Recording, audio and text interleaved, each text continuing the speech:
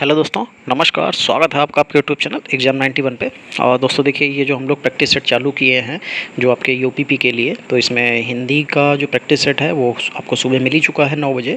और हम लोग ये 9th प्रैक्टिस सेट कर रहे हैं, ये सामान्य ज्ञान का। इसके बाद एक और आपका बचता है, फिर उसके बाद हम लोग जो है इसके पैटर्न दूसरे तरीके के चालू कर देंगे। दूसरे प्रैक्टिस सेट आ जाएंगे, आपको इसी तरीके की चीज़ें मिलती रहेंगी जो आपके आने वाले एग्ज़ाम के लिए बहुत ज़रूरी हों। ठीक है, चलिए। तो अब हम लोग यहाँ पे देखिए, जो सामान्य ज्ञान का जो आज हम लोगों का ये 9th प्रैक्टिस सेट है, इसमें आपको 20 जो है सामान्य ज्ञान के, 20 जो है कम साइंस के क्वेश्चन मिलते हैं। क्योंकि साइंस भी आपके पेपर में आएगी, तो अगर 20 क्वेश्चन हम लोगों की, अगर ये 10 प्रैक्टिस सेट कर रहे थे सहायक परिचालक के, तो यूपी पुलिस में ही सहायक परिचालक का जो एक पेपर होता है उसी का ये पेपर है, प्रैक्टिस सेट है, तो उसी को हम लोग कंप्लीट कर रहे हैं। चलिए, तो पहला क्वेश्चन देखते हैं कि अशोक जो है किस राजवंश के राजा थे। लिखा हुआ है प्रद्योत, हर्यक, मौर्य और नंद। तो आपको बहुत आसानी से ये पता चल जाएगा कि जो अशोक जो थे ये मौर्य वंश के जो है राजा थे। इन्होंने जो है 269 ईसा पूर्व से लेकर 232 ईसा पूर्व तक उत्तर के हिंदूकाशी की श्रेणियों से लेकर दक्षिण की गोदावरी नदी के दक्षिणी मैसूर तक, पूर्व के बांग्लादेश से पश्चिम में अफगानिस्तान, ईरान तथा संपूर्ण भारत पर शासन किया था। इसीलिए इनको जो है महान अशोक कहा जाता है। ठीक है, सम्राट अशोक जो है ये इन्हीं के थे। इन्होंने बौद्ध धर्म को जो है मतलब पालन करते थे। उन्होंने बौद्ध धर्म का प्रचार भी किया था, बौद्ध धर्म के प्रचारक के रूप में जाने भी जाते थे। चलिए, 62 नंबर देखिए, जामा मस्जिद का निर्माण किसने कराया था। तो गुरु रामदास, शाहजहाँ, राव जोधा जी, महात्मा गांधी। भाई, महात्मा गांधी ने कहाँ से कराया? महात्मा गांधी ने किसी भी इस तरीके की बिल्डिंग का कोई निर्माण ही नहीं कराया है।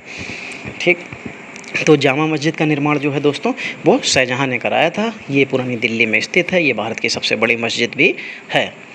ठीक है, चलिए आगे बढ़ते हैं। आगे लिखा हुआ है 63 नंबर। 63 नंबर में लिखा हुआ है मराठा साम्राज्य का दूसरा संस्थापक किसे माना जाता है। मराठा साम्राज्य का दूसरा संस्थापक किसे माना जाता है। बालाजी विश्वनाथ, बालाजी बाजीराव, बाजीराव वन, माधवराज। तो बालाजी विश्वनाथ की जो है दूसरा संस्थापक, मराठा साम्राज्य का दूसरा संस्थापक किसे माना जाता है। तो बालाजी विश्वनाथ को माना जाता है। उनके पश्चात जो है, नहीं, बालाजी विश्वनाथ को नहीं, सॉरी, बाजीराव वन को माना जाता है। क्योंकि बालाजी विश्वनाथ जो थे वो जो उनकी जो मतलब मृत्यु हो गई थी, उसके बाद ही उनके जो पुत्र थे बाजीराव प्रथम, उनको पेशवा बना दिया गया था। उन्होंने ही मराठा साम्राज्य का जो है दूसरा संस्थापक माना जाता है। ठीक है, और इन्होंने इसको जो है बढ़ावा इतना ज़्यादा दिया था, इसलिए इनको दूसरा संस्थापक भी कहा जाता है। चलिए 64 नंबर देखिए। 64 नंबर में क्या लिखा हुआ है। लिखा हुआ सीमांत गांधी किसे कहा जाता है। तो सीमांत गांधी शेख अब्दुल्ला, मणिलाल गांधी, खान अब्दुल गफ्फार खान और गोपाल कृष्ण गोखले। वैसे ही आपको वन लाइनर जितनी भी आपकी पुस्तकें आती हैं, जितनी भी किताबें आपको वन लाइनर आती हैं, उसमें आपको ये क्वेश्चन हमेशा देखने को मिल जाता है कि सीमांत गांधी किसको कहा जाता है। खान अब्दुल गफ्फार खान को। चलिए 65 नंबर देखिए, वुड का डिस्पैच किसके बारे में था। जो वुड का डिस्पैच था वो किसके बारे में था। उद्योग, सेना, शिक्षा या कृषि। तो वुड डिस्पैच जो है किसके बारे में था। शिक्षा के बारे में था दोस्तों। ठीक है, ये जो वुड डिस्पैच आया था 1854 में, ये शिक्षा से संबंधित था। ठीक है, और जो वुड डिस्पैच की जो घोषणा थी, ठीक है, उसको जो है भारतीय शिक्षा का मैग्ना कार्टा भी कहा जाता है। ये क्वेश्चन कई बार पूछा गया कि भारतीय शिक्षा का मैग्ना कार्टा किसे कहा जाता है। तो वुड डिस्पैच को कहा जाता है, जो कि 1854 में भारत आया था, जो शिक्षा से संबंधित था। बस इतनी चीज़ें आपको याद करनी है। चलिए, फिर भारतीय संविधान में स्वतंत्रता, समानता और बंधुत्वता के सिद्धांत का संविधान कहाँ से लिया गया है। ये कल मैंने आपको फिर से कल भी बताया था कि ये तीनों चीज़ें जो है, स्वतंत्रता, समानता और बंधुत्वता, ये कहाँ से ली गई हैं। फ्रांस, आयरलैंड, कनाडा या अमेरिका। तो दोस्तों ये कहाँ से ली गई हैं। ये फ्रांस से ली गई हैं, फ्रांसीसी संविधान से, जिसमें स्वतंत्रता, समानता और बंधुत्वता, गणतंत्र की व्यवस्था ये वहीं से ली गई है। फिर आयरलैंड से क्या लिया गया। नीति निर्देशक सिद्धांत लिए गए हैं, सब राष्ट्रपति का निर्वाचन लिया गया और राज्यसभा के सदस्यों का नामांकन लिया गया है। कनाडा से क्या लिया गया, वहाँ से संघीय व्यवस्था ली गई है, राज्यपाल की नियुक्ति अपशिष्ट शक्ति केंद्र के पास होंगी, ये बताया गया है। फिर अमेरिका लिखा हुआ है, तो अमेरिका संविधान क्या क्या लिया गया। अमेरिकी संविधान से मूल अधिकार लिए गए हैं, न्यायपालिका की स्वतंत्रता ली गई और न्यायिक पूर्वावलोकन लिया गया है। एक फिर ब्रिटिश संविधान भी बहुत बार पूछा जाता है कि ब्रिटिश संविधान से क्या क्या लिया गया। तो ब्रिटिश संविधान से संसदीय प्रणाली, विधि का शासन, एकल नागरिकता, ये ब्रिटिश संविधान से लिया गया। तो यहाँ पे उत्तर आपका क्या हो जाएगा। उत्तर आपका पहला हो जाएगा फ्रांस। चलिए 67 नंबर देखिए। 67 नंबर में क्या लिखा हुआ है। 67 नंबर में लिखा हुआ है कि निम्नलिखित में कौन से विषय संघ सूची के भाग हैं। तो देखिए, बैंकिंग, कृषि, पुलिस या सार्वजनिक व्यवस्था। तो संघ सूची पूछा गया है, तो जो संघ सूची हो जाती है दोस्तों, उसमें बैंकिंग आपकी आ जाती है। बाकी कृषि, पुलिस और सार्वजनिक व्यवस्था ये तो आपकी राज्य सूची के अंतर्गत आ जाती है। चलिए 68 नंबर देखिए क्या लिखा हुआ है, निम्नलिखित में से किस राज्य ने सर्वप्रथम पंचायत राज अपनाया था। बहुत सरल क्वेश्चन है आपके लिए तो भाई, हरियाणा, राजस्थान, मध्य प्रदेश या कर्नाटक। तो इनमें से तो 1992 में 73वें संविधान संशोधन के द्वारा जो है सबसे पहला पंचायती राज को अपनाने वाला राज्य कौन था, तो वह राजस्थान था। ठीक है, ये शामिल किया गया था 73वें संविधान संशोधन 1992 के द्वारा पंचायती राज जो था इसको संविधान में शामिल किया गया था। ये अनुच्छेद 243 का से लेकर 243 तक है। ठीक है, इसके अंतर्गत जो उपबंध किए गए हैं सबसे पहले जो है इसको राजस्थान ने अपनाया था। चलिए 69 नंबर, राज्यसभा का सदस्य होने के लिए किसी व्यक्ति की उम्र कम से कम कितने वर्ष की होनी चाहिए, तो 18, 30, 36 या 34। तो 18 देखो वोटिंग की है, 30 जो है आपको सिर्फ यहाँ पे एक ही ऐसी उम्र, एक तो 18 थी दूसरी 30 थी। 18 आपकी वोटिंग की है, बाकी आप उसको चुनाव लड़ने के लिए ऐसे नहीं हो सकता। ठीक, फिर बाकी बची 30, तो 30 के लिए देखो 30 ही यहाँ पे, 36 में कोई चुनाव नहीं होता है, मिनिमम एज 24 की कोई भी नहीं होती, तो 30 यहाँ पे आपका बिल्कुल सही आंसर हो जाएगा। चलिए 70 नंबर देखिए, कल्याणकारी राज्य संबंधी विचार किस में दिए गए हैं। क्या पूछा गया है, कल्याणकारी राज्य संबंधी जो विचार हैं वो किस में दिए गए हैं, तो किस में, मूल अधिकार में, राज्य के नीति निर्देशक सिद्धांत में, संविधान की उद्देशिका में या भाग 8 में। तो देखो जो कल्याणकारी राज्य संबंधी विचार जो है हमारे संविधान के नीति निर्देशक सिद्धांत में निहित है, और ये भाग जो है 4 के अनुच्छेद 336 से लेकर 351 तक है। इसमें राज्य के नीति निर्देशक सिद्धांतों का वर्णन किया गया है। ठीक है, और जो नीति निर्देशक सिद्धांत होते हैं न्यायालय द्वारा लागू नहीं किए जा सकते हैं। ठीक है, लेकिन होता क्या है, न्यायालय द्वारा लागू तो नहीं किए जा सकते हैं, ठीक, लेकिन जनता के मत पर टिकी सरकार राज व्यवस्था को आकार देने में इनकी उपेक्षा नहीं कर सकती, ये भी कहा गया है। अंबेडकर के अगर शब्दों में कहें, जो डॉक्टर अंबेडकर थे, डॉक्टर भीमराव अंबेडकर, उनके संबंधों में कहें तो नीति निर्देशक तत्व भारत के संविधान की अनोखी विशेषता है और जिसमें एक कल्याणकारी राज्य का लक्ष्य अंतर्निहित है। इसके अतिरिक्त संविधान की उद्देशिका में भी कल्याणकारी राज्य संबंधी विचार दिए गए हैं। चलिए 71 नंबर देखिए क्या लिखा हुआ है। 71 नंबर में लिखा हुआ है, मानव विकास सूचकांक कौन तैयार करता है, तो मानव विकास सूचकांक संयुक्त राष्ट्र विकास कार्यक्रम, जिसको UNDP कहते हैं। ठीक है, और विश्व व्यापार संगठन, अंतर्राष्ट्रीय मुद्रा कोष, विश्व व्यापार स्वास्थ्य संगठन। देखिए यहाँ पे मैंने UNDP इसीलिए आपको बताया क्योंकि जो मानव विकास सूचकांक है वो UNDP ही तैयार करता है, जिसका हिंदी फुल फॉर्म या कह सकते हैं उसकी जो फुल फॉर्म होती है वो संयुक्त राष्ट्र विकास कार्यक्रम होता है। ठीक, और इसका जो मानव विकास सूचकांक जो है 2018 के अनुसार जो है 189 देशों में भारत 130वें स्थान पर था, जबकि 90वें पहले। तो ये 2018 में प्रैक्टिस सेटा का है, तो इसलिए ये 2018 की बात कर रहा है, लेकिन अगर अभी आप 2023 में देखेंगे तो इनके स्थान परिवर्तित हो चुके हैं, तो आपको वो करंट में पढ़ा दिए जाएंगे। चलिए 72 नंबर देखिए क्या लिखा हुआ है, अनुपात में के अनुसार बैंक को अपनी जमा राशि का एक अंश रिजर्व बैंक के पास रखना पड़ता है, वो कौन सा अनुपात होता है, संविधिक तरलता, आरक्षित नगद, आरक्षित जमा या करेंसी जमा। तो वो होता है SLR, जिसको आरक्षित नगद बोलते हैं। यही जो है बैंक को, सभी बैंकों को रिजर्व बैंक के पास अपना थोड़ा सा रखना पड़ता है।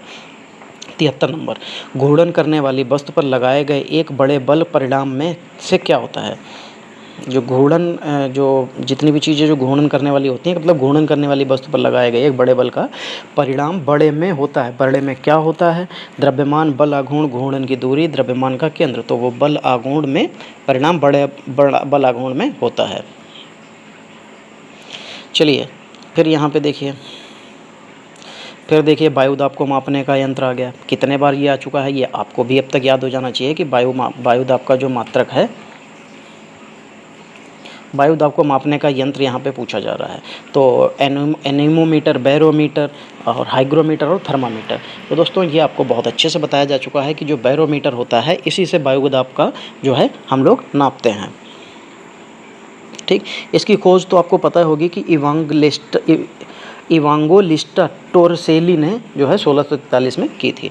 चलिए 75 नंबर देखिए, निम्नलिखित में कौन सा एक प्रभावी अग्निशामक है, तो आर्गन, हेलेंस, हैलोजन या हीलियम।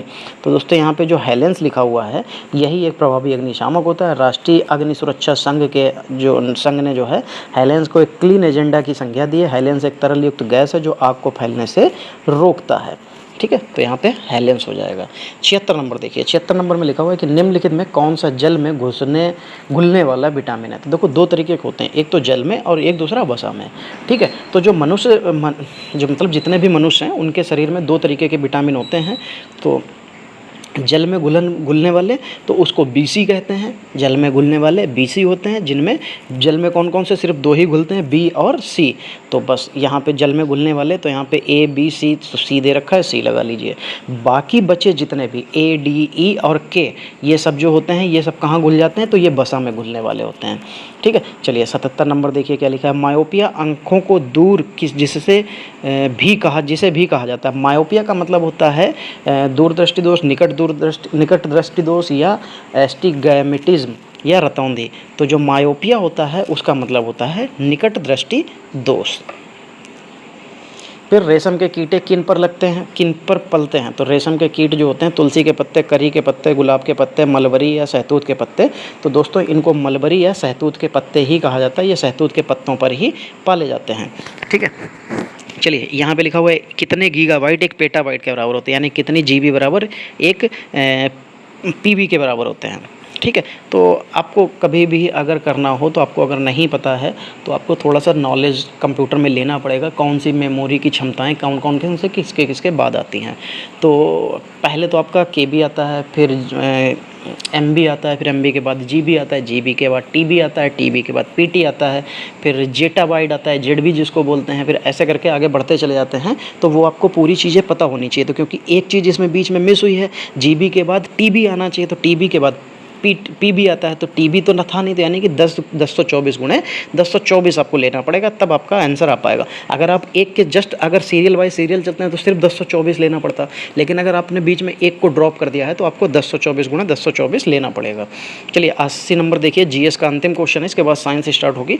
दुनिया में सबसे बड़े मुहाने का मैंग्रोव वन कहाँ स्थित है? दुनिया में सबसे बड़े मुहाने, तो सबसे बड़े लगा दिया तो भैया फिर तो और कोई बचता ही नहीं है, क्योंकि गंगा और जो आपका ब्रह्मपुत्र नदी, ये दोनों का जो मुहाना है ये कहाँ मिलता है? ये बांग्लादेश में मिलता जाके है। बांग्लादेश में जो है कहाँ पे? सुंदरबन का जो डेल्टा है वहीं पे ये सबसे बड़ा, दुनिया का सबसे बड़ा डेल्टा बनता है, यही सुंदरबन राष्ट्रीय उद्यान। इनको मैंग्रोव वन वहीं पे सबसे ज़्यादा पाए भी जाते हैं।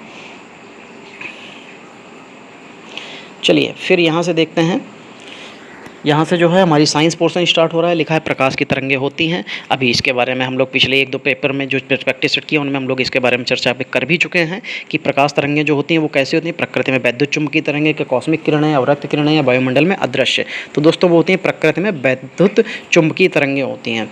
चलिए 42 नंबर देखिए क्या लिखा हुआ है। 42 नंबर में लिखा हुआ है निम्नलिखित में से कठोर चुंबकीय पदार्थ हैं, तो इनमें से कौन से कठोर चुंबकीय पदार्थ हो जाएंगे? चलिए एल्निको लिखा हुआ है, सिलिकॉन स्टील लिखा हुआ है, निकिल लौह मिश्र धातु लिखा हुआ है, इनमें से कोई नहीं। तो जो कठोर चुंबकीय पदार्थ होते हैं वो एल्निको होते हैं।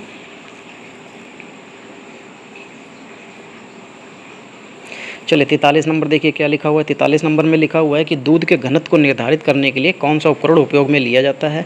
हाइड्रोमीटर, लैक्टोमीटर, बैरोमीटर या थर्मोमीटर। दोस्तों देखिए, जब भी कभी लैक्टो शब्द आ जाए, लैक्टो का मतलब ही दूध होता है, तो दूध से रिलेटेड जितनी भी चीज़ें होती हैं वो लैक्टो के माध्यम से की जाती हैं। तो यहाँ पर आपको लैक्टो मिल जाएगा। हाइड्रोमीटर ये द्रव की अपेक्षित घनत्वता के लिए होता है, लैक्टोमीटर दूध की शुद्धता का घनत्व होता है, बैरोमीटर ये वायुमंडलीय दाब के लिए होता है, और थर्मोमीटर ये तापमान मापने के लिए होता है। चलिए 746 वाट किसके बराबर होता है? तो ये तो सबसे सरल क्वेश्चन हो गया कि ये 746 वाट जो होता है ये किसके बराबर हो जाएगा? एक अश्व शक्ति, 1 किलोवाट, 1 पास्कल, 1 जूल। तो 746 वाट जो है किसके लिए हो जाता है? तो ये एक अश्व शक्ति के लिए हो जाता है। फिर 45 नंबर देखिए। 45 नंबर में क्या लिखा हुआ है? लिखा है 1 किलोग्राम द्रव्यमान के एक पत्थर को 1 मीटर लंबी डोरी से बांधकर एक क्षैतिज वृत्त में घुमाया जाता है। यदि डोरी के अभिकेंद्री बल का मान 9 न्यूटन है तो पत्थर को घुमाए जाने की अधिकतम चाल हो सकती है। तो देखो F बराबर mv² अपॉन में R लग जाता है। यहाँ से हम लोग इसको जब सॉल्व करके लेके आते हैं तो आराम से लग जाएगा। बाकी इसका मैं आंसर आपको बता दे रहा हूँ, 3 मीटर पर सेकंड स्क्वायर, मतलब 3 मीटर पर सेकंड हो जाता है। बाकी इसमें आपको करने का कोई मतलब नहीं है कि आप इसको सॉल्व करें बैठ के, क्योंकि आपसे आपके सब्जेक्ट से रिलेटेड नहीं, आपके मतलब आपके सिलेबस से रिलेटेड नहीं है, ऐसे सीधा समझिए। चलिए 46 नंबर देखिए क्या लिखा हुआ है। 46 नंबर में लिखा हुआ है कुंडली में विद्युत धारा प्रवाहित करके निर्मित की गई चुंबकें होती हैं, वो कैसी चुंबकें कहलाती हैं? तो चलिए देखिए भाई, यांत्रिक चुंबक कहलाती है, भौतिक चुंबक कहलाती है, विद्युत चुंबक कहलाती है, उपयुक्त में से कोई नहीं। तो कुंडली में विद्युत धारा प्रवाहित करके निर्मित की गई चुंबकें जो होती हैं वो विद्युत चुंबक कहलाती हैं दोस्तों।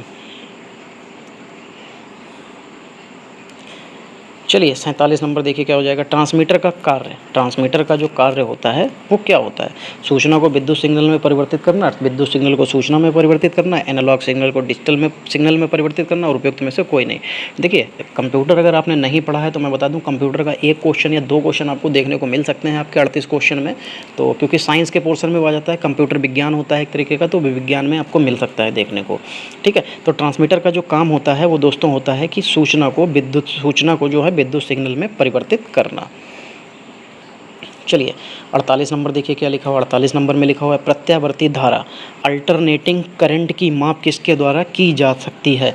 तो जो अल्टरनेट की जो यानी कि अल्टरनेटिंग करंट होता है, जिसको एसी भी कहते हैं, प्रत्यावर्ती धारा की माप किसके द्वारा की जा सकती है? तो मूविंग आयरन प्रतिकर्षण प्रकार के वोल्टमापी द्वारा, स्थायी चुंबक प्रकार के एमीटर द्वारा, इलेक्ट्रॉनिक वोल्ट मीटर द्वारा, और प्रेरण एमीटर द्वारा। तो यही होता है, प्रेरण एमीटर के द्वारा ही आपको जो है एसी की माप की जा सकती है। चलिए 49 नंबर देखिए क्या लिखा हुआ है। लिखा हुआ नीचे दर्शाया गया चित्र किसका प्रतिरूप करता है? अच्छा भाई चलिए देखते हैं किसका प्रतिरूप करता है।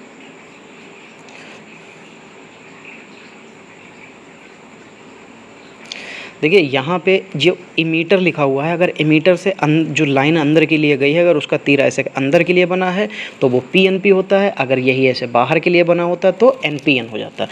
बस इतना ही मैंने आपको पढ़ाया है, इससे ज़्यादा आपको अगर पहले तो ये पेपर में आएगा नहीं। अगर बाई चांस ये आ भी जाता है तो सिर्फ आपको क्या ध्यान रखना है, इसमें आपको ये ध्यान रखना है कि अगर ये तीर अंदर की तरफ ऐसे करके बना हुआ है जैसा कि इसमें बना हुआ है, अगर ये तीर अंदर की तरफ बना है तो ये पीएनपी ट्रांजिस्टर हो जाता है, और अगर ये यहीं पे ऐसे करके बाहर की ओर बना है तो एनपीएन ट्रांजिस्टर हो जाता है। बस इतना ही आपको याद करना है। तो अभी तो अंदर की तरफ बना है तो ये पीएनपी ट्रांजिस्टर हो जाएगा। चलिए 50 नंबर देखिए, किसी प्रत्यावर्ती धारा परिपथ में शक्ति का मान प्राप्त करने का सूत्र क्या होता है?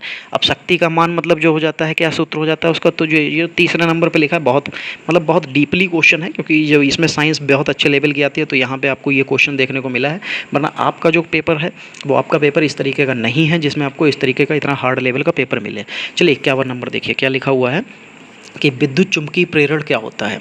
तो कॉइल और चुंबकीय क्षेत्र के बीच सापेक्ष गति के कारण विद्युत धारा का उत्पादन, कॉइल और चुंबकीय क्षेत्र के बीच सापेक्ष गति के कारण विद्युत स्थैतिक बल का उत्पादन, कॉइल और चुंबकीय क्षेत्र के बीच स्थैतिक धारा के कारण विद्युत धारा का उत्पादन, प्रेरण मोटर और चुंबकीय क्षेत्र के बीच सापेक्षिक गति के कारण विद्युत धारा का उत्पादन। तो विद्युत चुंबकीय प्रेरण का काम जो होता है वो होता है कॉइल और चुंबकीय क्षेत्र के बीच सापेक्ष गति के कारण विद्युत धारा का उत्पादन। चलिए 52 नंबर देखिए। 52 नंबर में क्या हो जाएगा? लिखा हुआ है परावर्ती किरणों के वास्तविक प्रतिच्छेदन द्वारा निर्मित प्रतिबिंब जो हम स्क्रीन पर देखते हैं होता है, क्या होता है? चलिए देखिए, आभासी होता है, काल्पनिक होता है, संभाव्य होता है, या वास्तविक होता है? तो परावर्ती किरणों से वास्तविक प्रतिच्छेदन द्वारा निर्मित प्रतिबिंब जो हम स्क्रीन पर देखते हैं वो कैसा होता है? वो वास्तविक होता है। इसीलिए हमें स्क्रीन पर जो चीज़ दिखाई देती है वो बिल्कुल वैसी के वैसे ही दिखाई देती है जैसे कि वो होती है रियल में। चलिए 53 नंबर देखिए। 53 नंबर में क्या हो जाएगा? लिखा हुआ है कि एक मजदूर,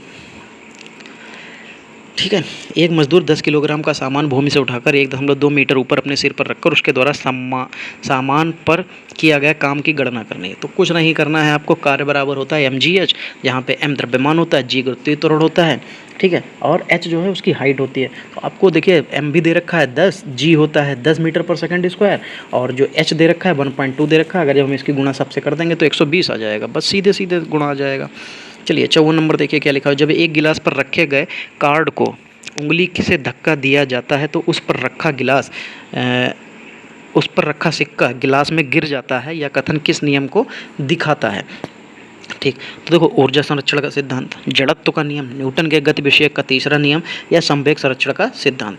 तो ये काम जो होता है ये इस पैटर्न पे होता है जिसको हम लोग जड़त्व का नियम या इनर्शिया का नियम कहते हैं। यही वो नियम होता है कि जब आप बस पर बैठे होते हैं तो बस चलने पर आप एकदम से पीछे की तरफ गिर जाते हैं, या चलती हुई बस में अचानक से ब्रेक लगाने पर हम लोग आगे की तरफ झुक जाते हैं या गिर जाते हैं।